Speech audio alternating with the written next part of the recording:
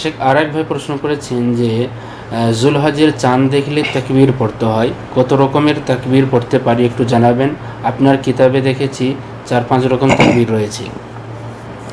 জি, জুলহজের চাঁদ দেখা গেলে তাকবীর পড়তে হয়। তাকবীর আছে দু রকম, তাকবীরে মুতলাক আর তাকবীরে খাস বা মুখাসসাস। তাকবীরে মুতলাক হচ্ছে আম তাকবীর, সেটা চাঁদ দেখলে শুরু করবেন, যখন তখন পড়বেন, যখন পড়া যায় আর কি, মাঠে ঘাটে মসজিদে ঘরে সব সময় পড়বেন।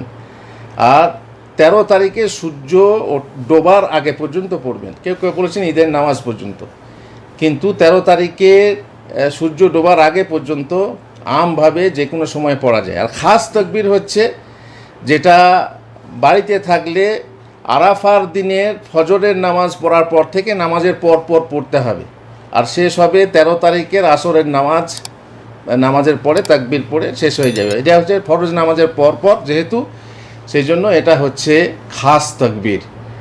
আর কি বলে, তো এটা হলো খাস তাকবীর, আম তাকবীর দুরকম হলো। আর তাকবীরের শব্দাবলী বিভিন্ন রকম আছে, যেমন আপনি দেখেছেন, তো ওই রকমই। আর যে সুবহানাল্লাহ বুকরাতা ওয়া আসিলা আলহামদুলিল্লাহ কাসীরা কি আছে, ওটা কিন্তু ঈদের তাকবীর না, ওটা হচ্ছে এক বর্ণনা মতে সানার একটা দোয়া নামাজে, তো এটা কিন্তু ঈদের তাকবীর না। বাকি আল্লাহু আকবার লা ইলাহা ইল্লাল্লাহু আল্লাহু আকবার লিল্লাহিল হামদ, এটা হচ্ছে ইবনে মাসউদের আল্লাহু আকবার ওয়া লিল্লাহিল হামদ, আল্লাহু আকবার ওয়াজাল, আল্লাহু আকবার আলা মা হাদানা।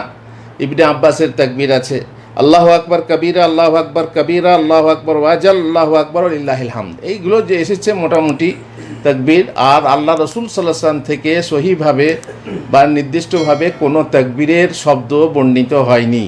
এই জন্য এইগুলোর মধ্যে যদি একটা পড়েন বা সবগুলো পড়েন, তাতে কোনো সমস্যা হবে না।